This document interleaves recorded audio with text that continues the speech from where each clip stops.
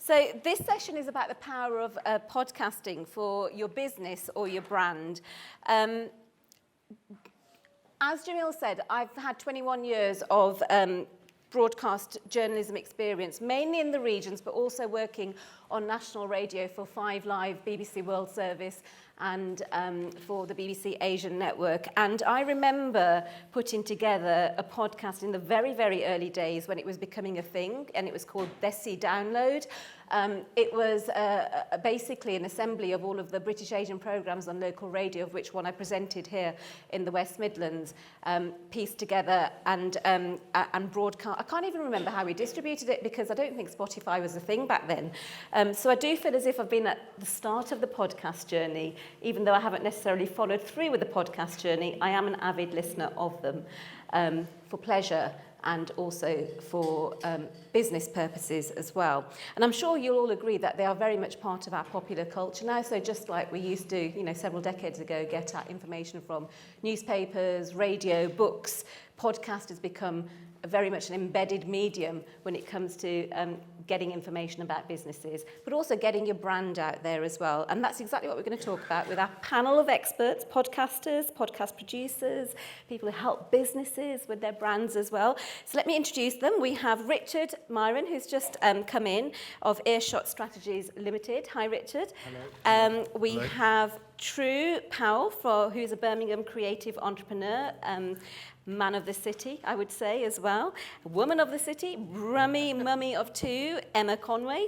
And last but not least, we have Roifield Brown, an exec podcast producer as well, who's travelled all the way from America to hometown Birmingham to be with us today.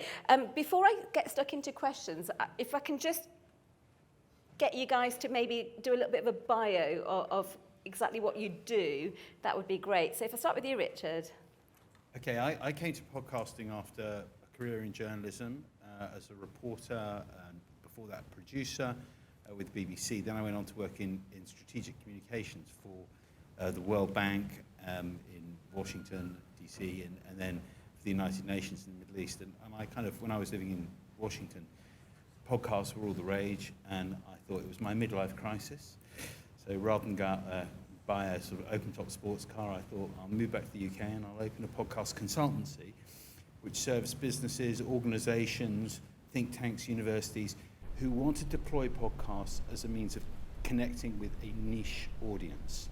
So it wasn't about creating huge audience. As just very quickly, for me it was about if radio is for broadcasting, then podcasts were for narrowcasting, and that's what I've been doing for the last 5 years. True. Oh, you are. So I am a creative entrepreneur and do quite a few different things in the UK actually, and I help coach and do consultancy with entrepreneur CEO leaders around their visibility, around their personal brands, around getting credibility and visibility. Also run a major award ceremony that takes place at the end of the year, and I also have a podcast, which is the Creative Entrepreneurs Podcast that I started last year, or might have been the year before now, and yeah, do quite a few different things. I'm a dad and husband and granddad to be. In 2 weeks' time? Yes. The youngest granddad in Birmingham as well. Emma. Hi, I'm Emma, also known as Brummy Mummy of 2. I'm a content creator and have been for a decade. I started off writing blogs and then I migrated to Instagram and YouTube, and I recently started a podcast called The Phone Box Podcast, which is a nostalgia podcast where I interview guests about their teenage life in the 90s and the noughties. Online, I try to promote body positivity. I also talk about the realities of perimenopause, parenting, and I dance around in my pants quite a lot as well. So apologies if you go and follow me after this, because that is what you will see. My name is Roifield. I've been doing podcasts since 2012, so that means I'm like long in the tooth in terms of podcasting.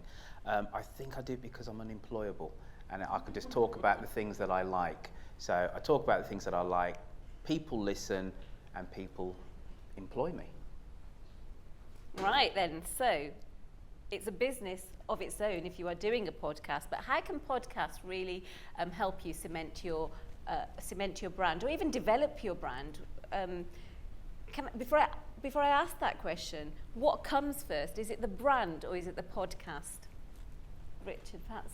I think it's always about the content, to me. And unless you can create compelling content, then your podcast is going to fall flat. But having said that, I think you need to ask yourself critical questions before you start turning on a microphone or anything like that, which is, what's your objective for the podcast? You know, what do you want to achieve for you as a brand, an organization, or an individual? What constitutes success, and who is the audience? Because for me, it's all about podcasts really are about this. They're about the niche and identifying and reaching that niche, whoever they are, be they, mothers, of two or whomever. So for me, that's the important question. But if you ain't got compelling content, it's never going to get off the ground. You have the best brand in your head and the best logo in your head, but without what you're saying is without that rich content behind you and a clear idea of an audience, you're probably not going to be as successful as perhaps if you're a bit more strategic about it.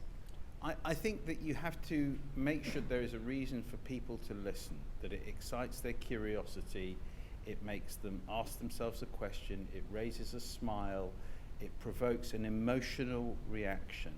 I think audio, more than anything else, is about emotions and triggering emotions. And that, for me, is really, really important. If you are trying, and I say this to my clients, to sell them, your audience, something directly, I don't think necessarily a podcast is the best way to go about that. It's about enhancing brands and doing it by creating, content that I think is going to associate you, your brand, with that content. If you come along and you say, my product, my brand is the best in the market, and that's what you're going to talk about in your podcast, I advise very strongly against that.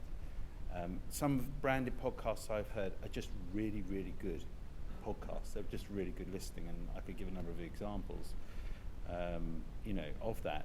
And that's really what you want to aim for.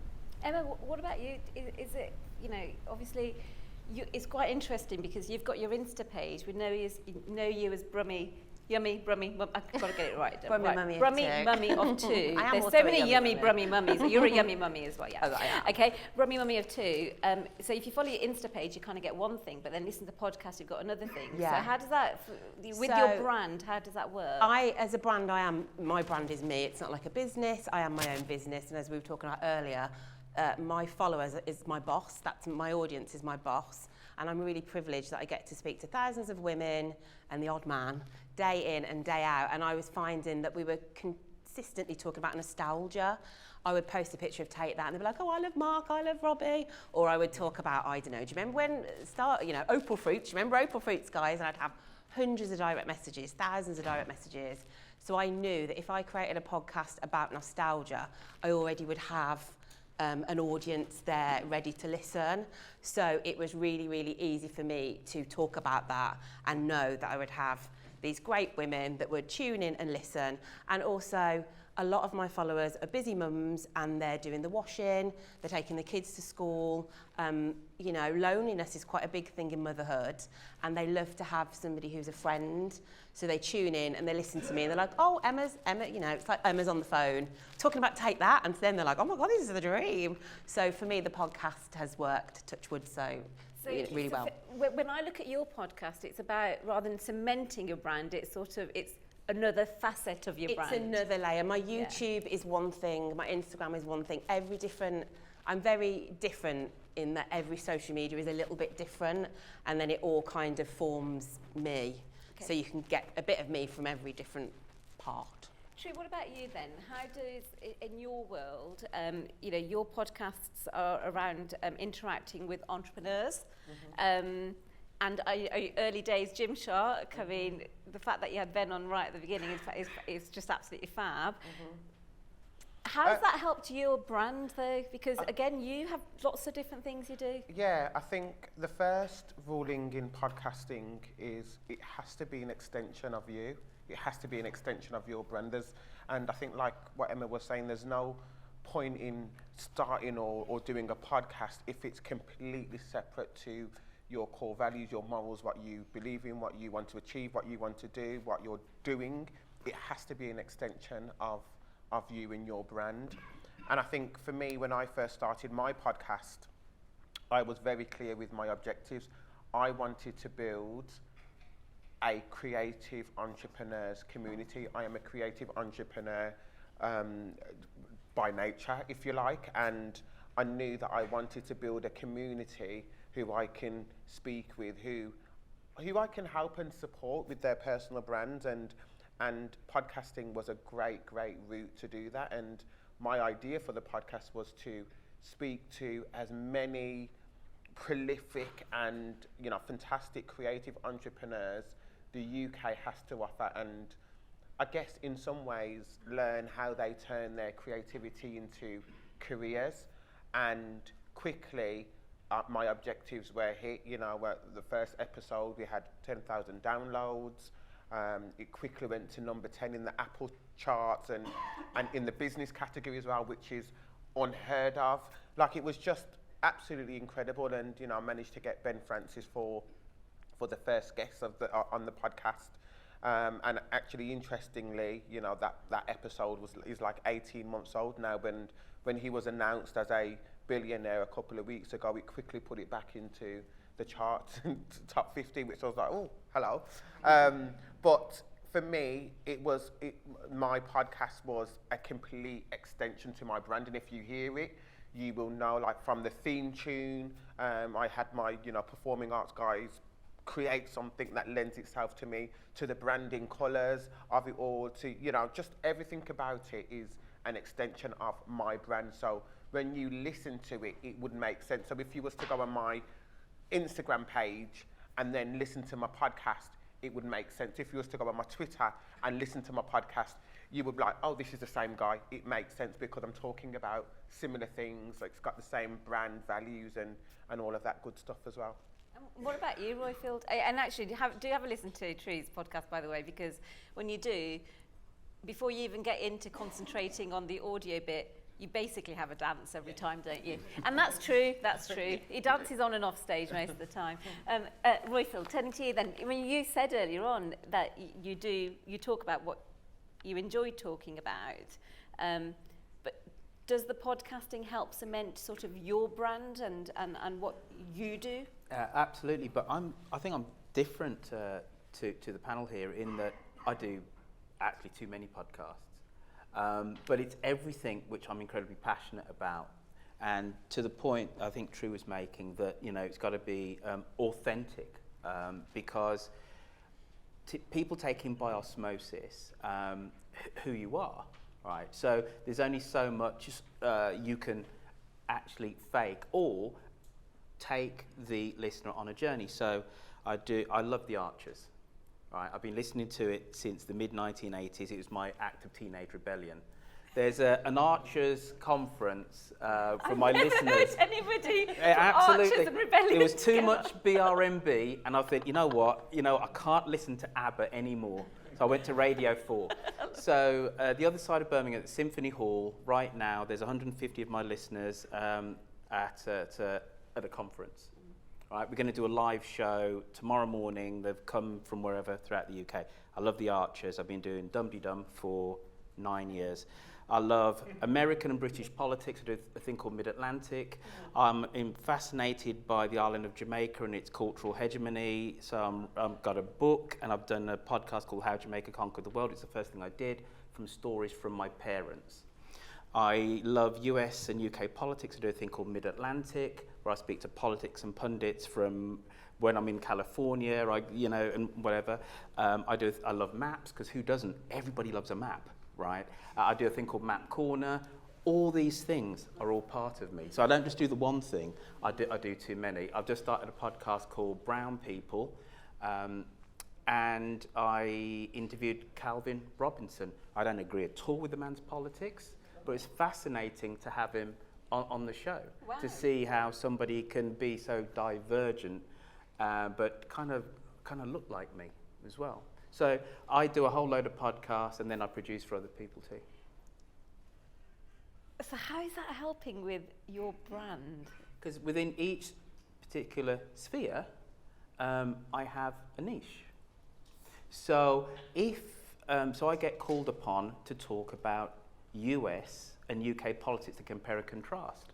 And I have a body of work for 10 years which says that I know a little bit about the American primary system, also know about Westminster and politics, but then it goes into the cultural sphere. I'm a black British person who can talk about navigating that space in the UK, but also in the US. You know, so within that sphere, I kind of do okay. If you want a professional diaspora Jamaican, I'm your go-to guy. I can talk about dance hall, and I can talk about ska music, and I talk about how Jamaican words have affected the English language. So within my respective spheres, you know. So you've got, it's like a portfolio of brands is how Yeah. I would probably describe it. I don't think I've ever really come across a podcast like that, because most podcasters have a very well-defined parameter of this is who I am, or this is what I am selling, or this is the offshoot to what I do. Undiagnosed ADHD, that's what I think it is. But to the point, I don't really do social media, and I should, because then people get a very confused message. Okay. So, you know, so I don't do what these guys do. Of course I'm on there, but it's just pictures of my kids So on Instagram. I can relate to that, actually.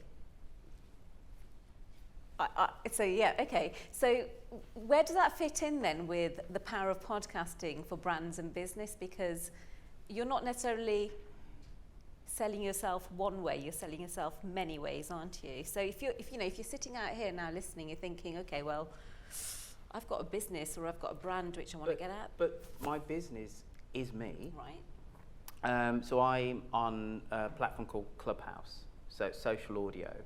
And I've been on there for a couple of years. I record one of my shows, Mid-Atlantic, well, a couple of them, but Mid-Atlantic I do on that. So fundamentally, I interview a guest or 2 or 3 guests. We have a panel just like this, but it's on my smartphone, on my iPhone.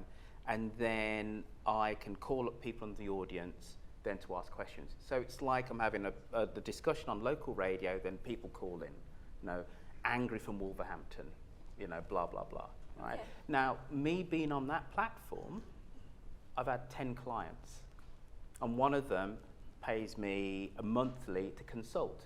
So to the point that, sorry, I forgot your name. Richard said, I'm not going on there saying, employ me, Roifield Brown, employ me, Roifield Brown, but I've built up a certain amount of trust and integrity through my podcast and through being on that platform. So I get clients that way without ever having to say, please give me a job. So that's a sweet spot. Podcasting, when we're talking about the power of it, the power lies in connecting not just with your audience, as you've talked about, True, Emma, it's also about your prospective customers, clients, etc. Richard, is it a sort of conversation you have with your business clients when they come to you and say, well, we want a podcast, we want to, ultimately it's business, you want to sell something usually, don't you, whether it's you, your brand, or make some money. So, yeah. Well, you know, I sometimes have to talk them down from the ledge, because I think they come along and they go, we've heard about podcasts, we're going to have a podcast and we're going to attract 20,000 people. First of all, how can we monetize this? And then we want to be able to sell lots off the back of it. And it just doesn't work like that. So, you know, there's a process of, I find, less so these last few years, in educating the clients about what their expectations should be. And as I say, I mean, I think as we've all said, it's about connecting. It's about projecting your... podcasts have got to have a personality. They've got to be able to tell a story. They've got, you know, they've got to engage with the audience on eye level, be it, as you say, whether it's about, you know, British-American relations or, you know, Jamaica's importance, cultural importance, whatever that is. You've got to really pin down what you want your podcast to be about, what's its purpose, what do you expect it to achieve, and you know, and to some degree it's not about lowering expectations, it's about creating realistic expectations, I think, for clients. So I don't suggest to them they're going to see an increase in their sales overnight or anything like that. They may get, it's going to help their brand. It's going to help their brand if you do it right, and I think it's been said by the other panelists, by True, and Emma, you know, I think you weave it in also to some degree into your other media, into your other communications tools. Podcasts is just one communication tool. And one of the first questions I say is, well, why do you want to do a podcast as opposed to something else? You know, and if you're going to do a podcast, make sure it's complementary and sits alongside your other media, be it social media channels or your website or whatever, that it's well positioned. So it's about creating a realistic environment, realistic expectations, and then it's about creating the great content and having the right format, the right personality, the right host. I mean, you know, you've got to find, and that will get your listenership. And you also, by the way, you need to go out there, because podcasting, it's like the Wild West. You need to work out where your audience is and how you can bring them in, and that's by finding them either on, you know, in the social media world or the audiences of other podcasts. You need to go out and identify your audience and signify that you're there. Emma, you did that, didn't you? Because you saw you reacted to what was happening online through your other channels when it came to the 90s nostalgic look back. Yeah, the 90s and the noughties. I also, because I'm on social media, I have approached, it's a bit cheeky, but a lot of other people who've got big audiences on social media and gone, do you want to come on my podcast? And then they'll promote me on their Insta stories. And then I got followers from them. So I do a lot of collaborative work. So I'm introducing new people to my audience, but I'm being introduced to their audience as well. And that's worked really, really, really well. Like, I kind of go for if I see a blue tick, I'm like, do you want to come on my podcast? And they're like, yeah, sure. And because it's a podcast that's super fun and a little bit different to what a lot of the mums, usually mums go on podcasts to talk about, it's ever so hard and bottle feeding. But I'm like, do you want to just talk about Boyzone? And they're like, yeah, I'll come on. And we have a bit of a giggle, and it just works. It really works well for both of us. So, yeah, it's working well. But it harks back to what Richard was saying, is find your audience in the first place. Yeah, and I found my little niche, yeah. And it's a really nice little community. We do little polls, you know, who had the best floppy hair, who should have won the Smash It's poll. It's just so niche, but it's like I'm with my mates having a chat, and I'm really enjoying it. True, what about you? Like, give us a bit of an insight into when you put together that podcast and you were thinking about your brand and your business. I feel as if you were when you set out, you had clear definitions of what you wanted it to achieve.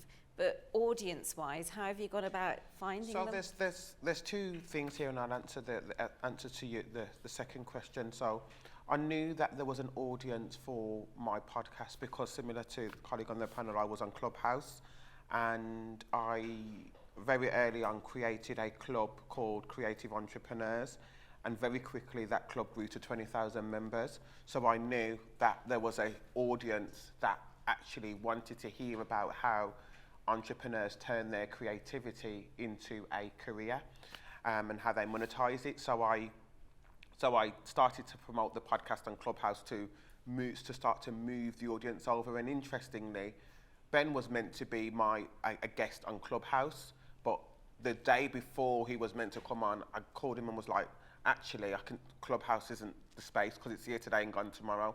I'm going to launch a podcast in a few months. Can you do that instead? And he was like, yeah, because I knew podcasting would be there forever and ever, amen. And just in terms of your first question, I was very, very clear with what this podcast was going to do for my business. And in technical terms, I knew it was going to be my main lead magnet. I knew it was going to be the thing that got me visibility for my client base or my prospective client base. And I would repurpose a lot of the content to go onto my different media channels, or to send out in my newsletter, or to go on my Instagram page or my Facebook page, and constantly repurpose it so people were seeing it and hearing it. And you know, it's often said, just like what Richard was saying, you know, for a client to buy from you, they need to see at least 7 marketing touch points, right? So the podcast was one of them. So they saw me there. Then they might turn on the news and see me on Good Morning Britain. That's another touch point. They might go on social media and see me. That's another touch point. They might, you know, open a newsletter or something. That's another touch point. And so collectively, they're seeing me everywhere. They might see me at an event or something, and they're like, who is this brother? Like, who is this person? And then at that seventh time, they're like, yeah, I'm going to buy from him. And the whole point about podcasting is content.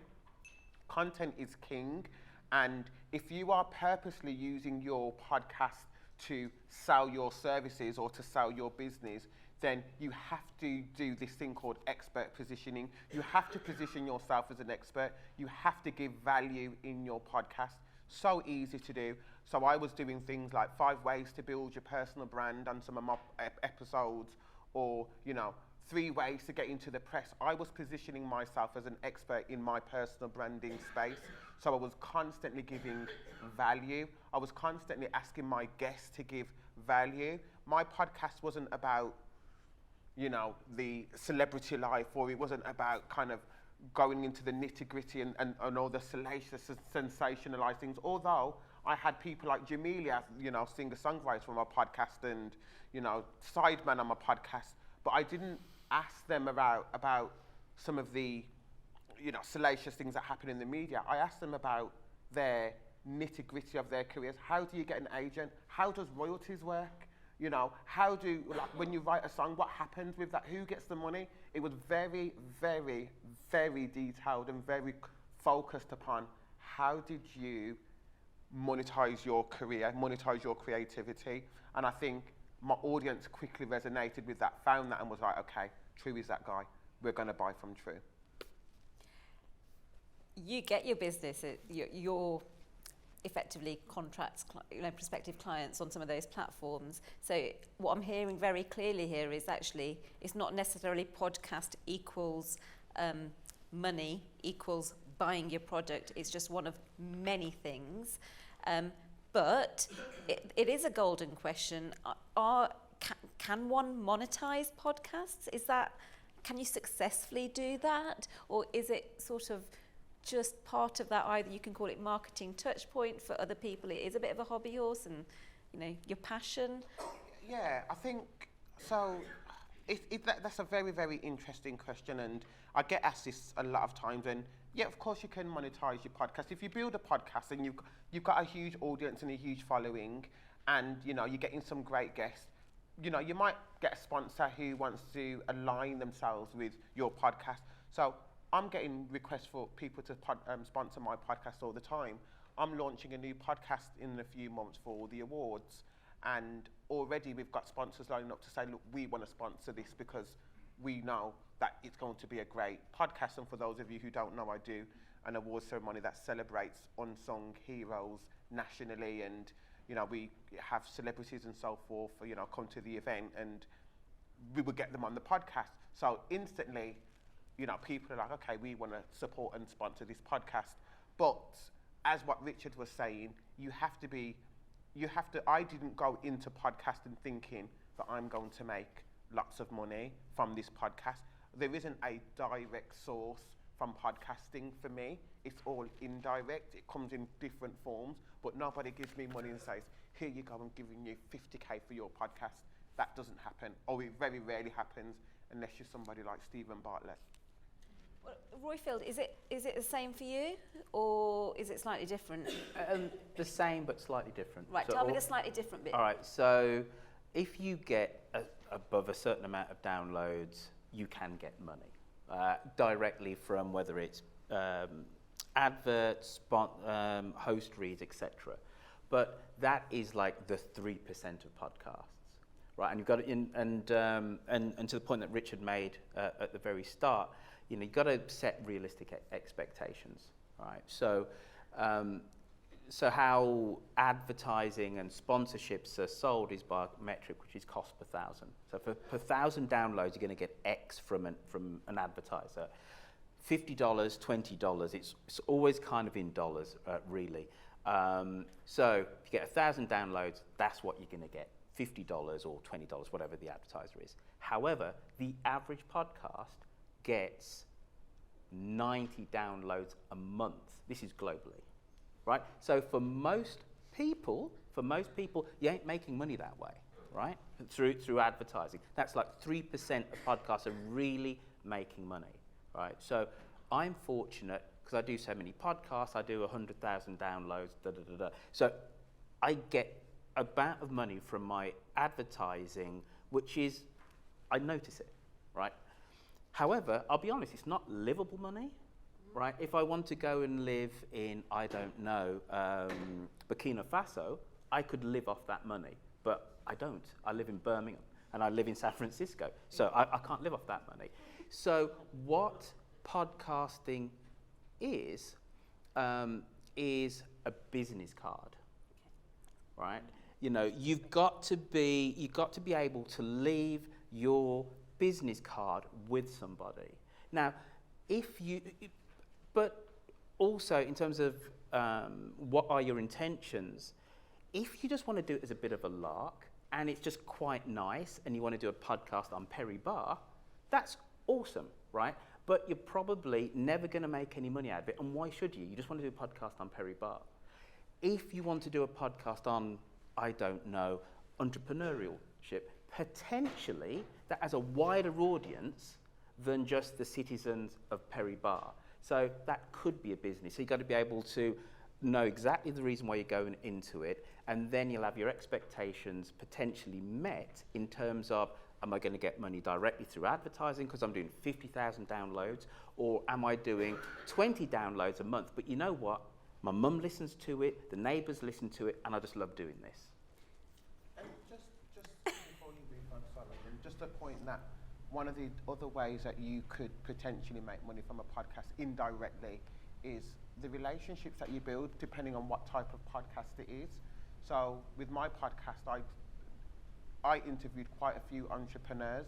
I've done collaborations and got work from 4 of those entrepreneurs, right? And that's purely because I've introduced them, I interviewed them, I've built relationships with them, and now we're collaborating and working together. So effectively, they've helped and supported the business in some way. So there's always different ways in order for you to make money indirectly from your podcast. But I think to make money directly from your podcast, it's quite a nominal thing to do and a nominal place to be, unless anybody else has got anything different. Richard, go for it, and then I want you to speak, because Emma and I were talking about brands in the green room. Emma, I'll come to you in a moment, but from your perspective, when you're... I mean, I think money, yes, you can monetize podcasts. There's some highly successful podcasts, but it's also thinking indirectly. So I've had a client, for example, who make like a sports drink, whatever, and what they wanted to use the podcast for was to talk to policymakers around food policy, right? Because it affects their business. And so they built this podcast. Their name is in small letters at the bottom, but it's all about that subject, right? And directed very specifically towards a group of people in Europe who, particularly the European Union, who legislate on this. Now that for them is really, really important, and it affects them and their marketplace because, the people who set the rules on food labeling and what goes into these things sit there and they want to be part of that debate. So they're using a podcast for that purpose. So money is something that's over the horizon. It's about their business, but it's over the horizon. I also think, let's think about podcasts. It's a big family name, which includes loads and loads of things. Some are very connected to business, and some are really just about, what you were saying, Royfield, they're just satisfying people's curiosity. And that, for me, I come from a background in public broadcasting, is fantastic. It's democratizing.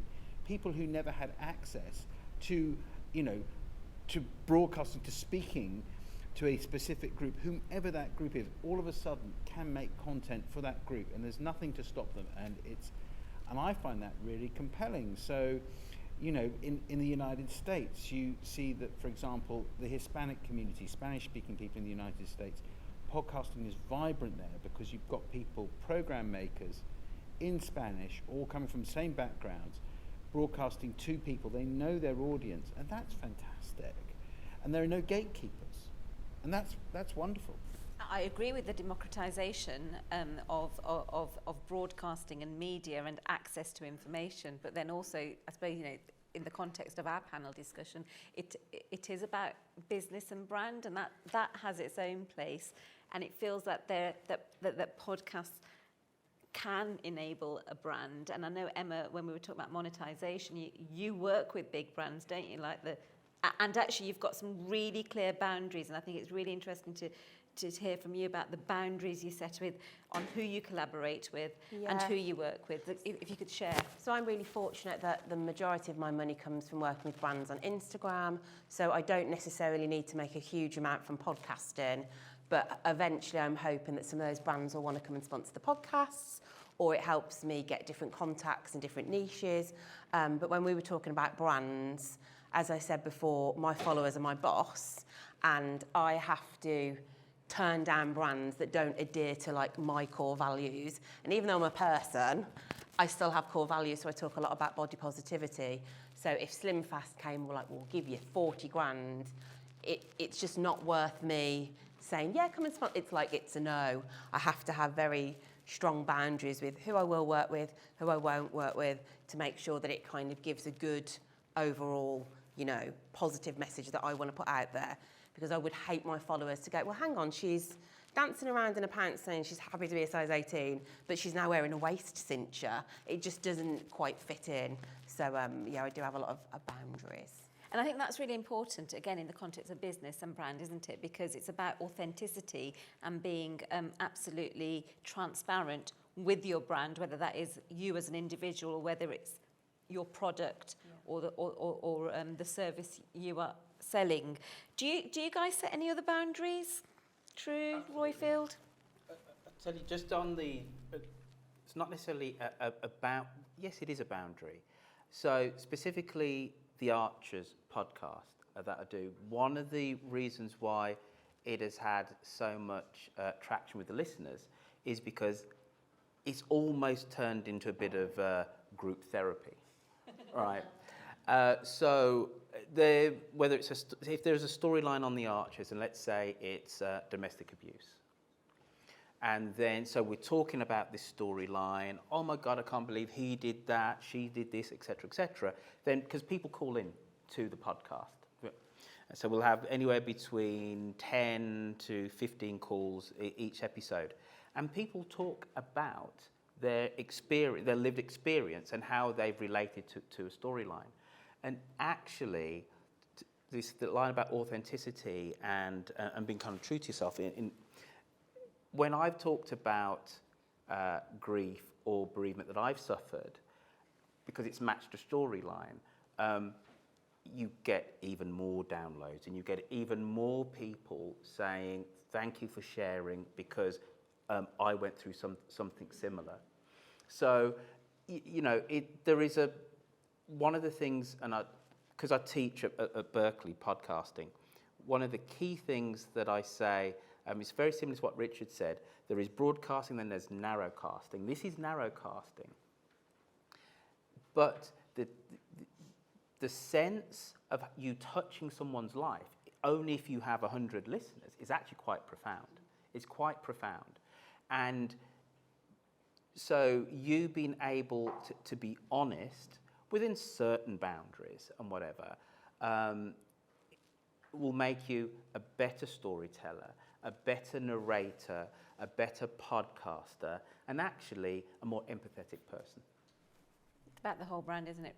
True, you were going to... You know, I'm very authentic when it comes to my podcast, and I definitely have a level of boundaries. I get requests quite a few times from people to come on to my podcast, and there was one particular somebody who I'm not going to mention who has said some pretty wild things, and for me, you know, and particularly if it pertains to, you know, equality or race, I wouldn't give my platform to somebody else to try and even argue or I'm not interested. You know, me, like modern day Malcolm X and me, that's always talking about, you know, power to black people and building up the black community, and then I'm going to give my platform for somebody who said something wild.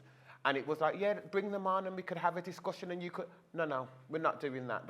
This is my platform, and I'm very, very kind of strict with who I bring onto my podcast and my platform. And also I'm very strict on the things that we discuss on the platform. You know, everybody wanted me, when I had Jamelia on, everybody wanted me to speak about, you know, who she was dating and what type of things. I'm not interested in all of that. We could do that behind closed doors. My community want the business side of what she does. And for me, that's what we needed to discuss. So boundaries and understanding who my audience is and what I want to speak about is very, very important. So some really good, clear indicators there if you're thinking about launching a podcast to help with your personal brand or indeed your business venture. Look at it as one of many ways of reaching out to an audience in an authentic way, rather than the thing that will make you your pounds and your pennies. I'm going to open up the questions to the floor now. Has anybody got any questions that you'd like to ask our panellists? Lady there in the glasses. Hi everyone. I just wanted to ask, especially for young people who are planning on, starting their own podcast and stuff.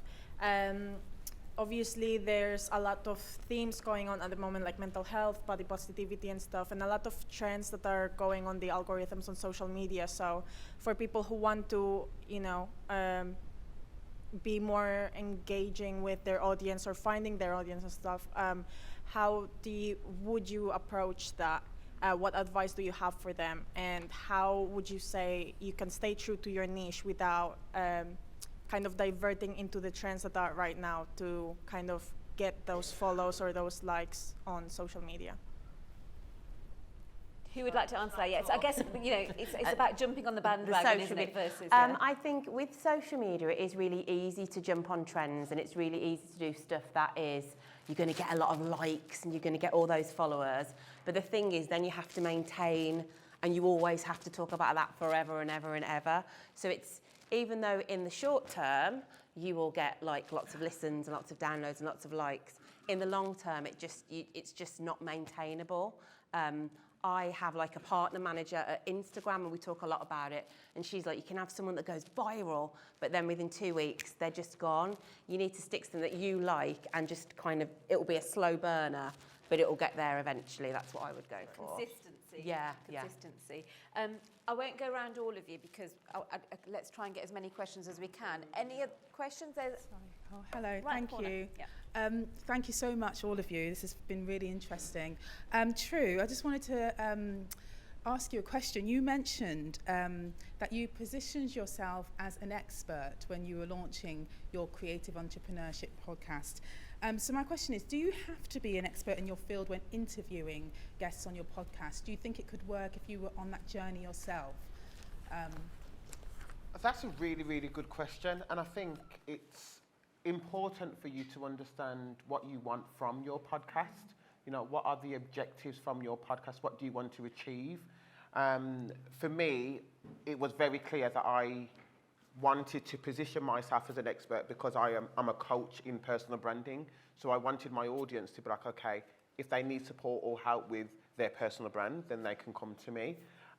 It depends on what your podcast is all about. If you're doing a podcast about, entrepreneurship, and you want to speak to different, entrepreneurs about entrepreneurship, that's great. But you'll learn a lot. But what are the objectives of the podcast? What do you want to achieve? If it's services that you want to sell, then you will probably have to position yourself as an expert in the industry that you're in order for you to get that know, like, and trust kind of buy-in from your prospective clients.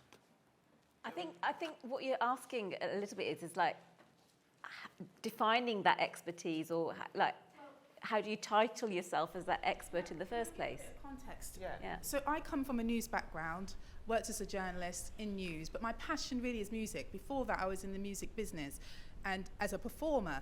So I now want to rebrand as I'm a guitarist and a singer. So, but I'm on the journey. Rather, I wouldn't say I'm a guitar expert. So if I'm bringing guitar experts onto the podcast, if you were in that position, do you see what I mean? Because I think you need a level of expertise. This is what kind of I think is my barrier. I think, God, how can I bring these people on? These are better players than I am, but I'm on the journey. Do you see what I mean? It's that kind of thing. That sounds like a fab podcast. Yeah. I'd love to listen to that. And I think it goes back to the objectives. So it doesn't sound like to me you've got services to sell from the podcast. You just want to do a podcast that are passion of yours, and that's fine. You know, and I think you can, and I know Richard is itching to say something and jump in, but I think you can definitely do a podcast that serves a passion as opposed to wanting, that is an objective, it's serving your passion, right? So I think, yeah, fine. And Richard, you wanted to? I'm sorry. Yeah. No. I mean, I kind of, in a way, I want to echo that. But you know, your journey is the story. It is the podcast. I'd say listen to a podcast. There was one done called Startup, by this company called Gimlet, which ultimately was bought for $120 million, podcast company. And their whole first podcast series was about setting up a podcasting business. So their first story was themselves. Their first series was about themselves, and it was really interesting. And I also think the whole notion of journeys, personal journeys and so on, is something which really attracts people, and then you build, and by telling your story you actually become the expert. Okay, and that's probably what people need to hear, because, and I hear your block, because I think when you've got a news journalism background, you will, you know, I'm sitting here and I'm also saying, well, who says you're an expert? What makes you an expert? And it's right to have that level of scrutiny, because actually you can only then probably have a product on the other side, or a podcast on the other side that you know, and you have that inner self-confidence and belief to move it forwards. But if it stays there in that space, then it probably will be that creative block that so many of us talk about. And I've been there several hundred times, and will be there several hundred times over the years as well. And Royfield, you were going to mention the same podcast. I was going to say as well, weren't you? startup as well. Yeah. The one thing about startup, though, is they were confident in the fact that they didn't know everything. Yeah. And as my colleagues here have said, it is about the journey. And there is nothing wrong with saying, how do I get from point A to point B? Can you help me? Because that's really instructive, not only for you, but for the listeners. You know, and yeah, there's a whole thing about how do you accredit if someone's an expert. You know what? But we're talking about personal brands here. The listener is actually buying into you. And can I just quickly say, before we move on, that being an expert doesn't mean that you know it all, or doesn't mean that you've got more to learn. That's not what being or positioning yourself as an expert is. Positioning yourself as an expert is where you've achieved something for yourself or something for somebody else, and you can impart that information and value because you become an expert because you've achieved it for yourself or somebody else. So it doesn't mean that you're the finished article and that, you know, you've got nothing else to learn. I'm forever learning on my podcast, but I am an expert in personal branding, but I'm always learning about personal branding also. I mean, this thing is flashing red and now it's flashed green. I don't know what that means, but one final question. I feel as if I'm like, it's going to shoot out something and knock me to the ground. Hello, thank you for the talk. Just a question on the point made about the Perry Bar podcast. Can you target a niche with your podcast but still have the ambition of making an income? And how would you go about that?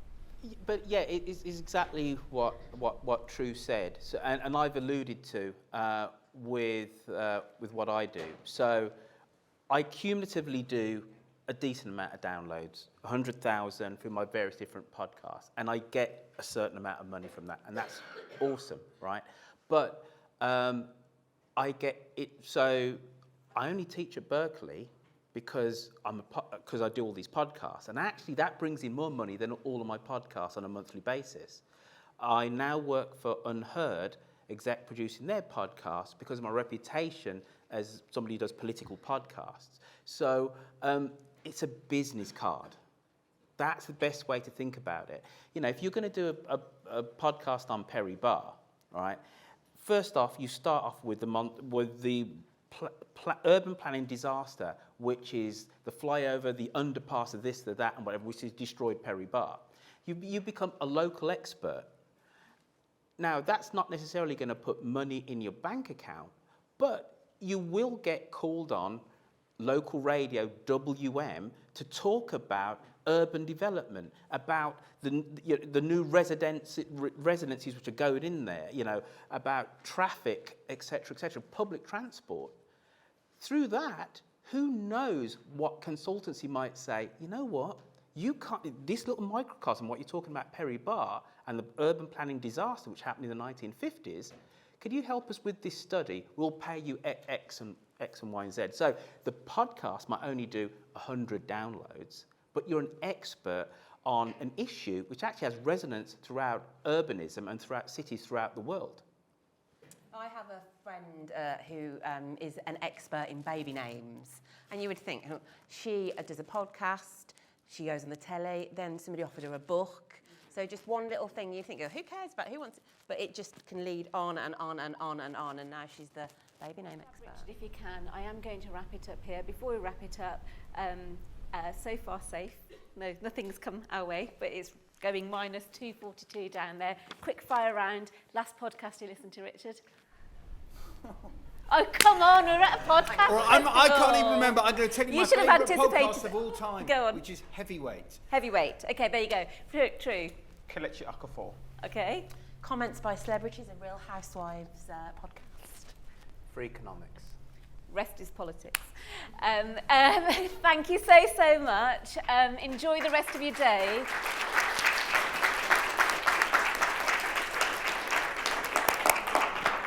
And I think if the main points you can take away is find your brand, be true to your brand, be as authentic as possible.